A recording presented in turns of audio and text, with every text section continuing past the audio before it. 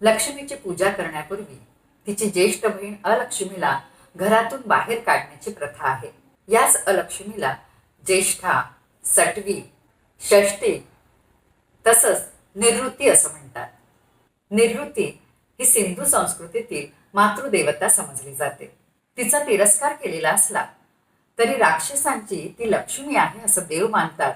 याचा उल्लेख दुर्गा सप्तशतीमध्ये आढळतो. अलक्ष्मीला घराबाहेर काढण्यासाठी संपूर्ण घराचा केर काढतात आणि तो केर दूर नेऊन फेकून देतात. आणि मग तो झाडू घराबाहेर नेऊन त्याला आपटून तो देखील दूर नेऊन फेकून देतात. मग एक पणती घेऊन ती संपूर्ण घरात, स्वयंपाकघरात, कानाकोपऱ्यातून, शौचालयात, स्नानगृहातून फिरवली जाते.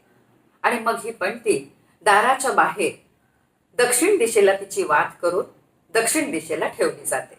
लक्ष्मी पूजनाची वेळ दिनदर्शिकेमध्ये दिलेली असते. त्याच वेळी लक्ष्मी पूजन करावं. या दिवशी नवीन केरसुणीला लक्ष्मी मानून तिला हळद, कुंकू, फुलं वाहून तिची पूजा करतात आणि मगच घरात वापरायला सुरुवात करतात.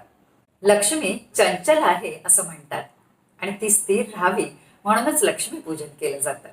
या दिवशी सोन्याचे दागिने, चांदीचा रुपया आणि लक्ष्मीची मूर्ती ठेवून पूजा करतात. लक्ष्मीची पूजा करण्यापूर्वी तिची ज्येष्ठ बहीण अलक्ष्मीला घरातून बाहेर काढण्याची प्रथा आहे. याच अलक्ष्मीला ज्येष्ठा, सटवी, षष्ठी तसंच निवृत्ती असं म्हणतात. निवृत्ती ही सिंधू संस्कृतीतील मातृदेवता समजली जाते. तिचा तिरस्कार केलेला असला तरी राक्षसांची ती लक्ष्मी आहे असं देव मानतात. याचा उल्लेख दुर्गा सप्तशतीमध्ये आढळतो. अलक्ष्मीला घराबाहेर काढण्यासाठी संपूर्ण घराचा केर काढतात आणि तो केर दूर नेऊन फेकून देतात. आणि मग तो झाडू घराबाहेर नेऊन त्याला आपटून तो देखील दूर नेऊन फेकून देतात. मग एक पणती घेऊन ती संपूर्ण घरात, स्वयंपाकघरात, कानाकोपऱ्यातून, शौचालयात, स्नानगृहातून फिरवली जाते. आणि मग ही पणती दाराच्या बाहेर दक्षिण दिशेला तिची वाट करून दक्षिण दिशेला ठेवली जाते. लक्ष्मी पूजनाची वेळ दिनदर्शिकेमध्ये दिलेली असते. त्याच वेळी लक्ष्मी पूजन करावं.